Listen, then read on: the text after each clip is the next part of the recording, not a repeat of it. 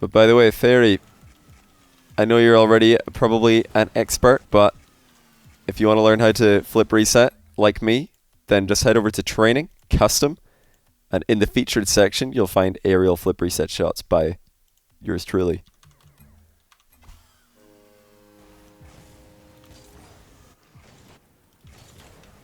And actually, I think it's pretty good. I don't know. I've not seen many flip reset training packs that are realistic situations that actually happen. I think these situations, these kind of positions, do happen quite a lot. I'm not very good at executing on them. Oops, I jumped off the ball. But I think it's realistic. I think it translates quite well. Oh, what? I'm trying to do like a side flip shot here. So you land like more side on, and then you side flip into the ball. Because sometimes that's just where you end up when you're trying to do a flip reset with no mechanical ability. There we go, flip reset goal. It's actually, I think the shots I put at the start of this pack are actually harder. And I can't change it, because I've changed PC. So watch this. Created. None. I can't even change it. This is one for the archives, boys. It's just, this is the way it's going to be. Forever. But the first few shots are genuinely harder, because they're so awkward.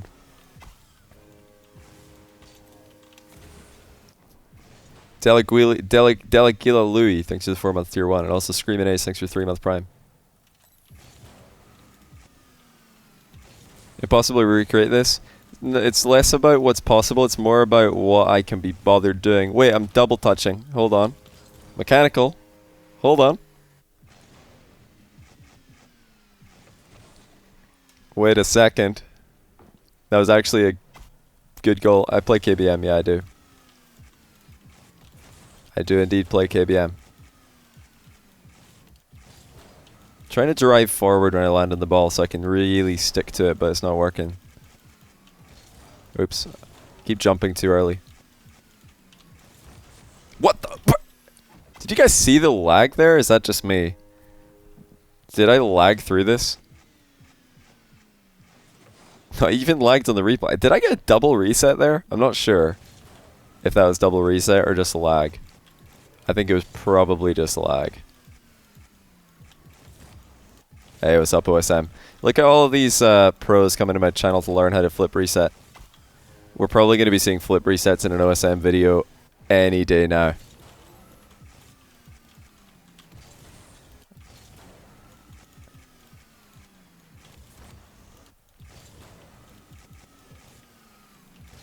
But Fairy, are you going to play the ones for the DreamHack thing? Or are you just going to play... How does it work?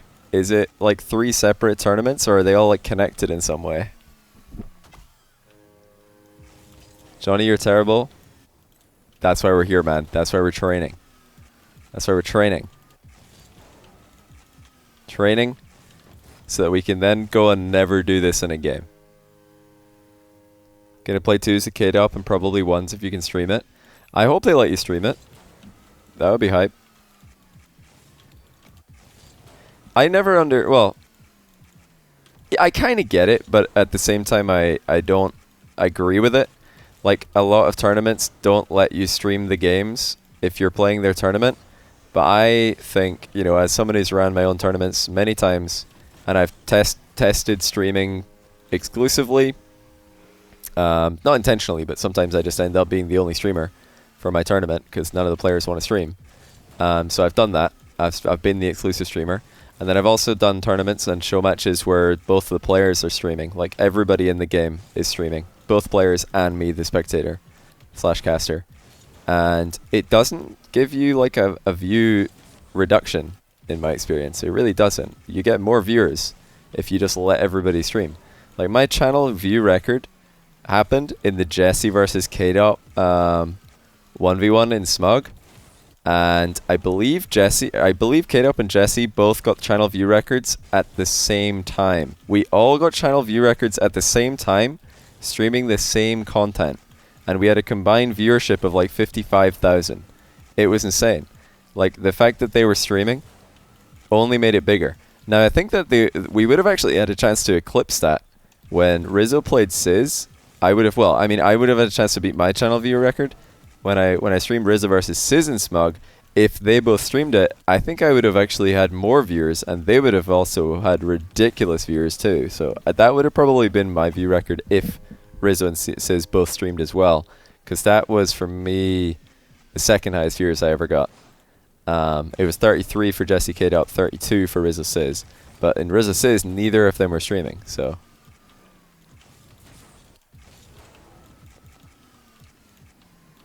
yeah, I hope they let you stream it. I don't think that there's any reason that tournaments should not let players stream their games. I think it gives tournaments more exposure. Plus it gives people more reason to watch it, because I mean, if a tournament lets your favorite player, favorite streamer stream their own gameplay, you're going to love that tournament, you're going to support that tournament, and you're going to tell all your friends, hey, this is a cool tournament, they let Fairy Peak stream his one's games. But if Fairy Peak is told, and I don't know if this is true, by the way, I'm just like, or I don't know if this is going to happen, I should say. I'm just like saying this as an example. But let's say that they told Fairy Peak, yeah, you can stream all your games right up until the final, then you have to host us. This happens a lot. A lot of tournaments, they say, yeah, you can stream, but you can't stream the final. You can stream everything except the final. The final, you have to raid us. And I get it. They want to get the big fat raids. But I think if you've been like following someone's stream all the way through the tournament, and then at the final they have to raid the mainstream, all those viewers are probably going to, well, not all, but a lot of those viewers are probably going to be like, well, that sucks, and they're just going to leave. And then you've just lost a bunch of viewers from your tournament, and they're probably going to like have a sour taste in their mouth, and they're going to have, that's all they're going to remember when they think of your tournament. Now, I'm cool with it. Like, I've streamed tournaments in the past, and they've told me that I need to host them in the final. Cool, I'm never going to complain about this. But this is just an observation I've made. I think you actually get more viewers if you just let everybody stream whatever they want to stream, let everybody record whatever they want to record, and then just, yeah, everybody's a winner. That's why I always try and do mega collabs with all my tournaments. I just like pull in a whole bunch of streamers. I'm like, hey, there's like 20 qualifier matches. Let me get 19 other streamers. I'm not out here trying to hog all the views. Let's get everybody views. Might as well. I've also been pretty open with the fact in the past that I have an open and, well, open to all viewing party. I don't know what to call it, but yeah, anyone who wants to view party my stream, you can. Like, I've always said this. I had to say this a lot during Fusion and Saltmine 2 last year, because so many people were asking me, can they view party my stream? Can they watch, you know, whatever match on my stream? The answer is always yes, because again, I don't think view parties take away from the content. I think it's great to have reactions. It's great to have the community crossovers. It's great to, you know, have another content creator enjoy your content that you're making. But some people are weird about it. Some people are weird, and you know, if you view party their stuff, they get mad. But yeah, it's up to them. If somebody told me they don't want me to view party their stream, I'm not going to argue. I'll just be like, sure, yeah, whatever you want to do. It's your content. But in my experience, just let people watch, let people stream. Yeah, I'm just going to try and lead by example in this setting. Oh, I feel like I probably should have scored this.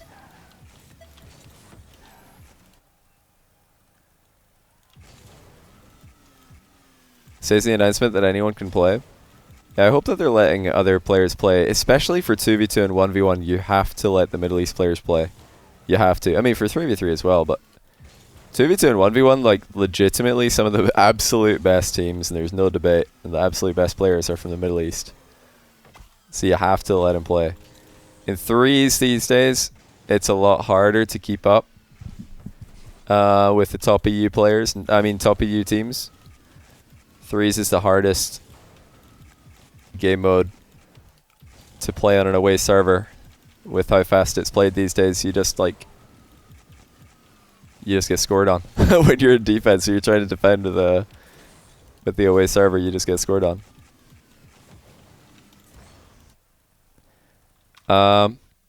Right, let's try some. Let's reset. How do I reset this? There's a button. There it is. What are you talking about? You just tuned in. We're talking about like the tournaments that don't let people stream the matches that they play. My opinion on SRG's performance yesterday. I didn't watch all of it yet, so I can't really say.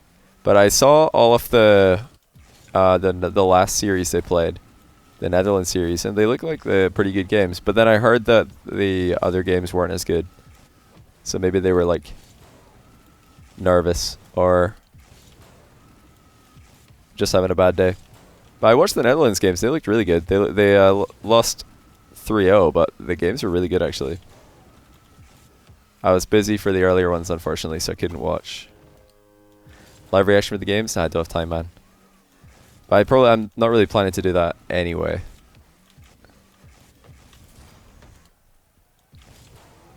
You didn't think Kalik could get nervous? Oh, of course you can. Of course you can.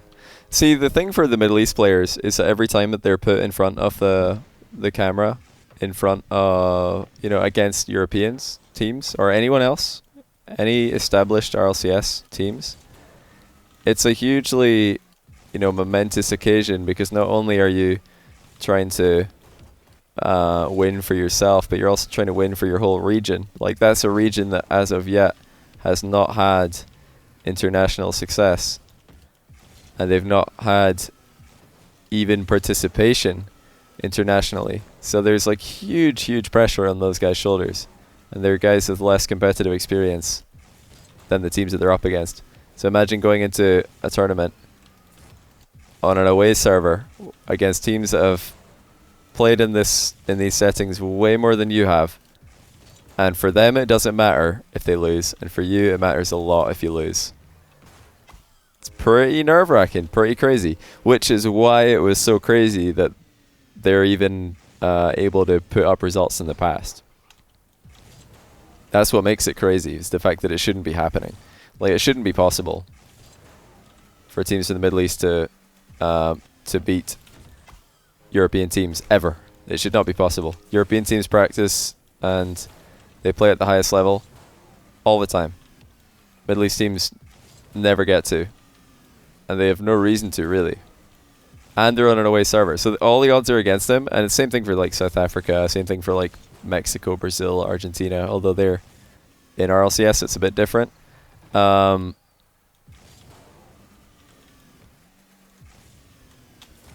yeah, what they did last year was like crazy. When Sandro Gaming were taking games and taking series in the European Invitational, I was like, what is happening? This shouldn't be happening. This is absolutely insane.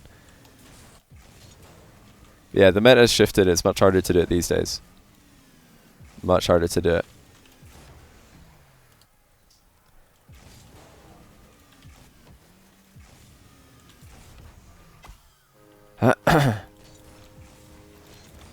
But I think they've proven themselves.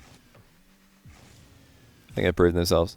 If you want to know what it's like to play on that kind of connection, you just got to queue up like US East or something if you're Europe, or if you're US East, just queue Europe, and you'll see what it's like. I actually saw an interesting comment, because I was trying to read about what was happening, because I didn't have a chance to watch. So I was reading other comments on Reddit and on Twitter about IWO. And one comment that I saw, which was pretty interesting to me, is somebody made a comparison to Dree's ping. Oh, by the way, did I say thanks to Screaminace for the 3 months? I think I did, but if I didn't, welcome, dude. I meant to. But yeah, I saw a tweet about Dree's ping. Somebody was making the comparison that the ping that Khaled and Ahmad play with is pretty much the same ping as what Drees plays with. And that's true, by the way. That's accurate information. But the thing that blows my mind is people are always so fast to discredit players like Khaled and Ahmad and every other Middle East player. They'll say, well, it's not that special. Playing with 100 ping, no big deal. Drees did that, actually. So, it's whatever. But what they should be saying, in my opinion, is, wait, Dries also plays with 100 ping? Oh my goodness, he's crazy as well. I can't believe he's that good on 100 ping. Like, Lion Blaze, wait, he plays on RLCS on 80 ping? That's also really impressive. Like, people should be impressed by that. It shouldn't be something that you're like, oh, well, yeah, playing RLCS at 100 ping. No biggie. Yeah, I mean, Dries does it. It's not that big of a deal. It's not that big of a disadvantage. You're crazy if you think it's not a disadvantage. It's so hard. It's so hard to, like, play pro-level teams when there's that much ping disadvantage. It's, like, it's crazy that players like Dries are able to do so well. I was so impressed with Dries this past season. I really hope that he gets a team going into next season. I've heard that G2 are looking at other options, but I thought he was phenomenal. And the fact that he's able to do that with this, you know, same ping. Oh, that was actually nutty. Hold on, that was a nutty goal.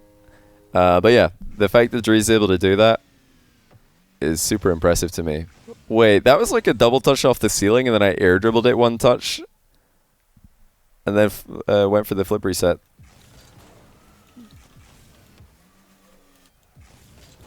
Yeah, all of you West Coast players are often used as a scapegoat. It's like West Coast players are used as copium for all of the like European and East Coast fans. Like European fans, European Rocket League fans, and East Coast USA Rocket League fans always use West Coast USA players as copium to explain why it's not that impressive that Middle East players play with 100 ping and they're really good. When actually it should be the other way around. Like, the West players deserve more credit. Way more credit. Ooh. Hey, Mudbutt, thanks for the 7-month prime. I appreciate it, man. Bubblegum, thanks for the 49-month prime. You're crazy, man. I appreciate that. But yeah, it's a big disadvantage. And I mean, I can do it in ranked. Like, I can play ranked with high ping, and I'm like not bothered by it. But listen, try playing in a pro game. It's a different story. These guys are passing the ball around so fast. Like, by the time the pass happens on from what you can see, the ball's probably on its way to your net from the shot. Like,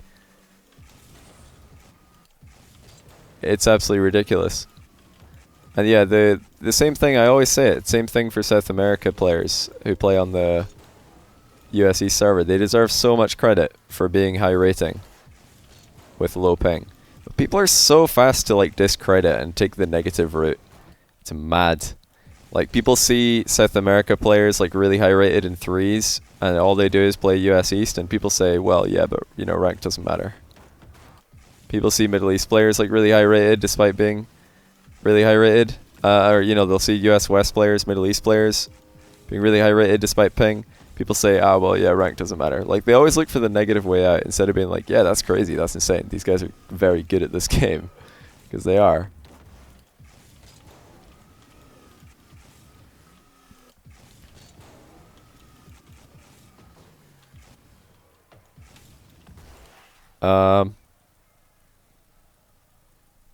Yeah.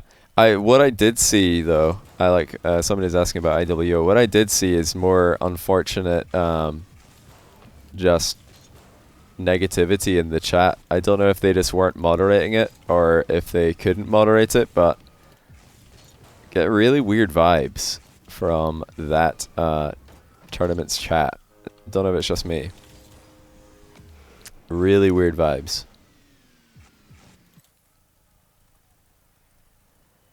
Anything to say about the let's not invite them again tweet? I mean, it's all on Twitter. If people want to go read, I think it's all been documented.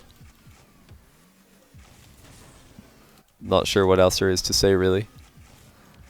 Other than I hope that anyone who thinks along those lines of let's not invite South Africa again because they lost badly while trying to play against seasoned teams on the away server, like, that's just obviously a dumb take to say that you shouldn't invite them again. Yeah, Yeah, it was a bit disappointing to see so many people saying, "Oh no!" like immediately back down. I thought like you know Zebra, what a Chad, what an absolute Chad. Zebra from the South Africa team.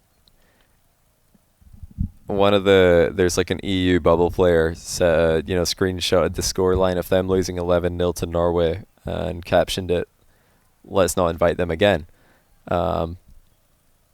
And then Zebra replied to the tweet. I was like, what a Chad. This guy's just out here roasting him. He just replied all wholesome. He didn't care at all. He was like so unaffected. I was like, what a bro.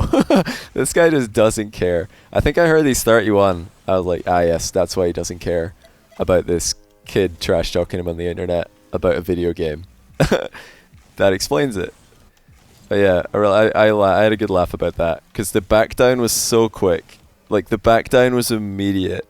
It was so immediate. As soon as Zebra showed up and he's like, "Oh, hey, man. We're trying our best out here," or something. Like, straight away, the player who was talking trash just in the previous tweet, she's like, "Oh, no, I didn't mean it like that." I meant, like, the ping's too high. Like, obviously, you guys, you're doing your best. Back down, like, so just backing down immediately. And then someone else called him out, like, I mean, if you were talking about the ping, why'd you screenshot the score, not the ping? And everybody's like, oh, good point, actually. It was just dumb. It was just so dumb. But yeah, summary is EU bubble player tweets dumb tweet to try and farm some impressions at the expense of others. Gets shut down. Backs down. And doesn't apologize. So, yeah, still waiting. I guess the opportunity is still there. Not to me. I don't need an apology. But South Africa deserve one. Yeah, bubble player Twitter is extremely omegalel. It is extremely omegalel. One of the other weird things is, like, bubble players, especially in Europe, I get the feeling that they talk a lot to bubble casters, and then the bubble casters come out with cringe like content on the timeline as well, and I'm like, oh, I wonder where they got. I wonder where this spawned from. I wonder where this originated.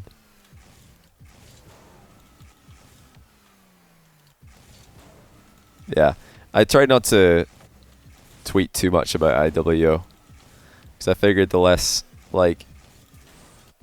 said, the better. But that was one thing I just couldn't not. I just saw this tweet and I was like, why isn't there just like a sea of people saying that this is a dumb tweet? Why is everybody just like going along with this? So nah, I wasn't just gonna let that happen.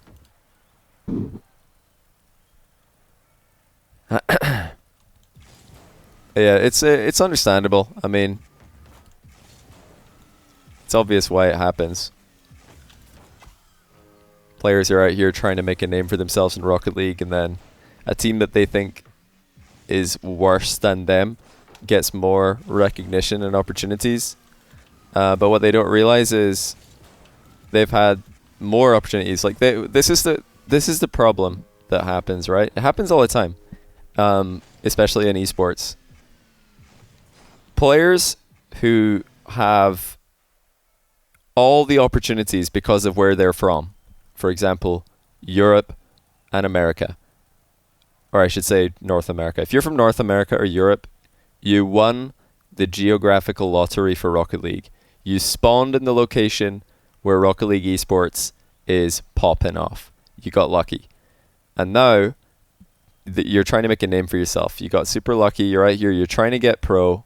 You're like the 30th best team in Europe, or you're the 30th best team in North America, and you're trying to take the next step to becoming a pro, because that's what you want to do.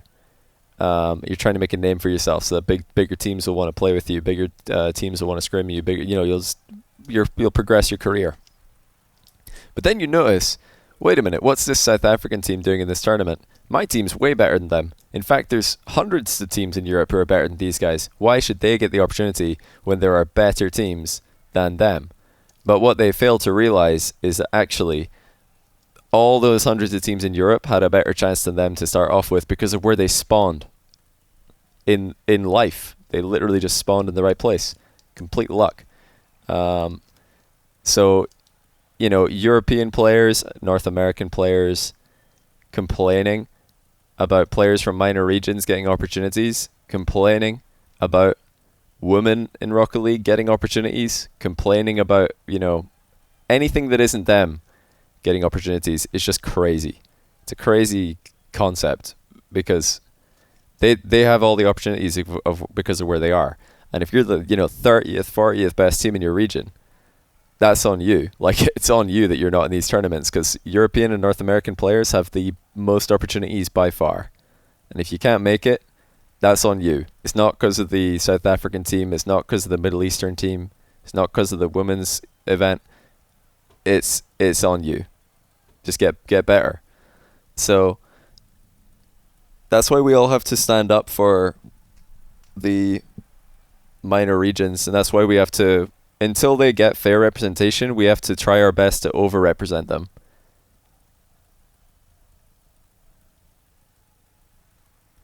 And same thing for women in esports, same thing for, you know, there was like a tweet went out recently. I don't think it was fairly criticized, but it is interesting to talk about.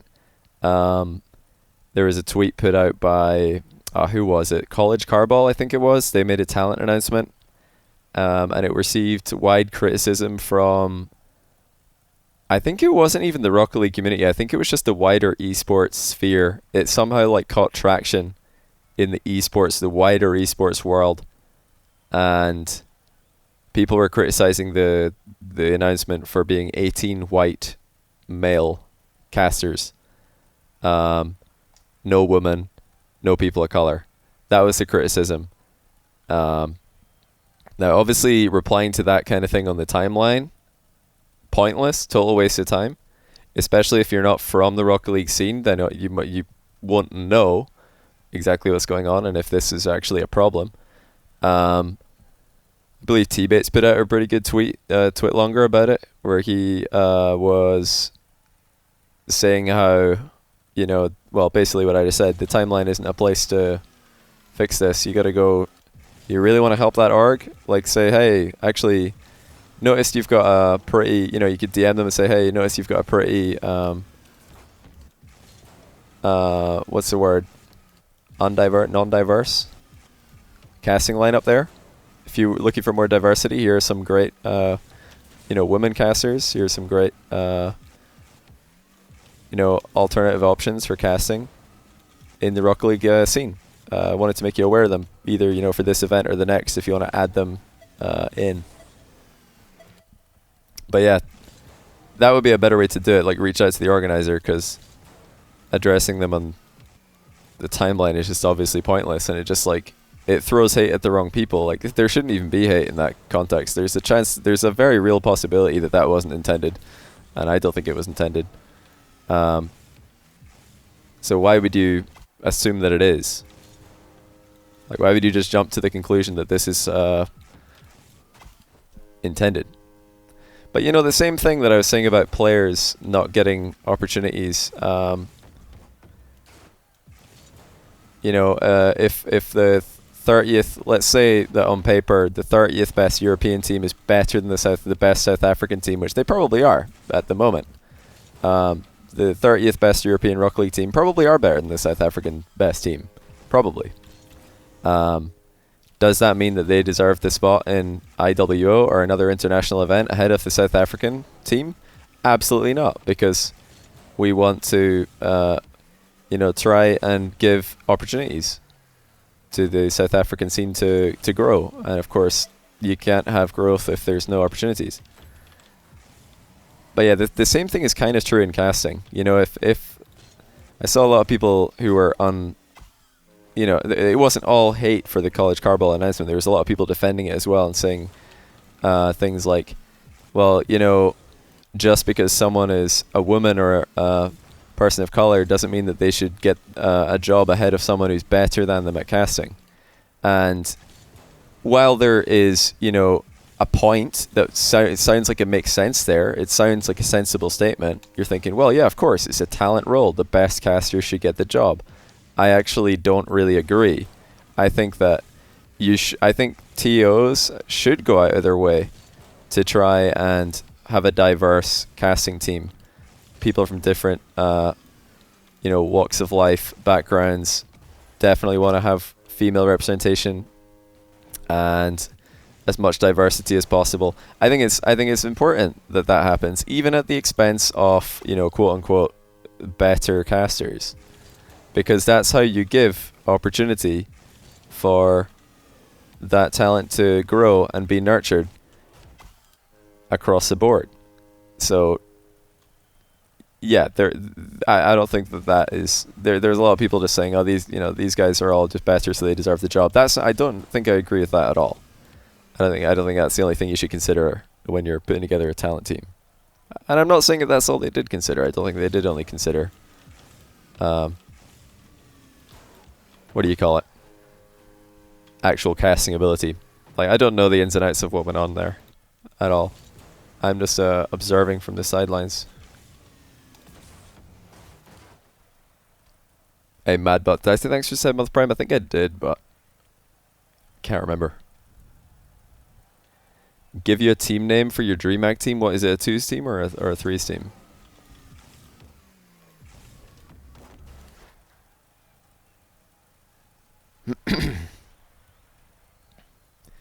They should prioritize diversity over qualifications. Well, you should prioritize diversity and qualifications. Both. Not over. No, you shouldn't try and look like one of these adverts, commercials, where it's just obviously the most diverse lineup of people you've ever seen, just for the sake of being the most diverse lineup ever. But no, if you have 2 options for you to fill out your talent roster, and one of them is gonna increase the diversity of the talent roster, and the other is going to give you marginal bit more experience working as talent because they've done one more event than the other guy, then I would say, yeah, go for the one that increases the diversity of the team.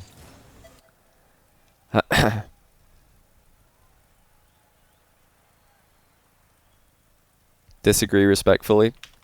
If someone is passionate about the role, they will make themselves seen unless actively suppressed. Look at Valorant Esports women thriving. That's great. I'm glad to hear that women are thriving in Valorant Esports.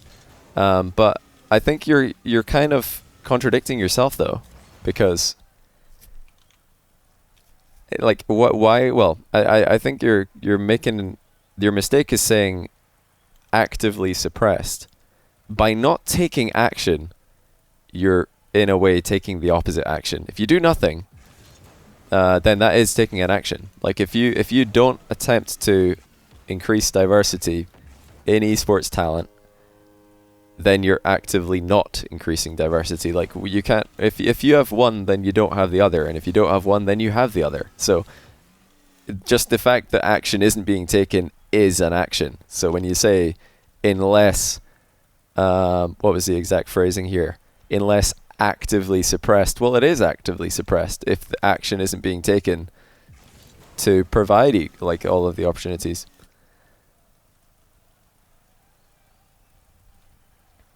Or at least that's what I think.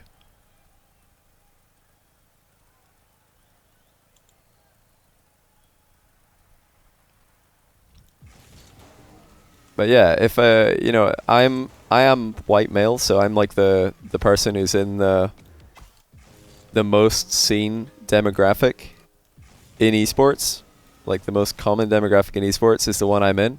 Now, if I lost a job in the future because I'm the 10th best white male Rocket League commentator in the eyes of an event organizer, and they gave casting roles to other people who are newer in casting than me, to try and have a more diverse talent roster, then just like I said to the players earlier, if you're the 30th best Rocket League team from a major region and you're better than the South African team, and they're getting the spot ahead of you, and that's fair. It's on you to get better in your own major region where you have all the opportunities. The same would apply to me. It would be on me to get better because I've like if you're white male in esports talent, you have all the opportunities. It's just, I mean, clearly it's easier because the numbers don't lie. So I wouldn't be salty. I wouldn't even be mad. I would be like, well, that's on me. I've got to get better. I'm not coming at anyone for their job. I'm not saying that we need to fire a bunch of people. But it is important to have as diverse of a talent roster as you can. That's only true when there is a systemic problem. There is a systemic problem, so it happens to be true. Well, of course, that's what I'm saying. There is a systemic problem. And, like, I don't think that in Rocket League it was ever intended, but it's just, it's more like, when people watch when people watch a Rocket League stream and they see the casters, all of the people who are, part of the same demographic that all the casters happen to be in are probably watching thinking, hey, I could do that. That could be me. And then maybe they like put the work in and they get good enough to do it. But if all of the other demographics and genders watching aren't, I say all of the other genders, if everybody else watching don't see something that they can relate to, they're probably not going to think, hey, that could be me one day. They're not even going to go down that path. And that, see, if you start off with zero diversity in your casting talent, and then you look at all of the up and coming casters and all the people who are on the grind to try and be the next caster in Rocket League, and you wonder, why are they all exactly the same as all the guys we've already got? Well, that's probably why. It's because all the guys you've already got are the same. Now listen, everybody's probably going to be thinking, what is Johnny saying here? Is there an underlying, is there a secret message? There's no secret message. I think all the casters in Rocket League that I've worked with are really good at their jobs. I think they're very good. But luckily for Rocket League, I think they're also very reasonable people. At least all of the RLCS casters that I know well, they're all very reasonable people. And, if there was an event on the calendar that only some of them got hired for, and then there were other casters brought in to, and other talent brought in to provide a more diverse talent roster, I don't think anybody would be mad. Everybody would probably just be like happy for the people getting opportunities.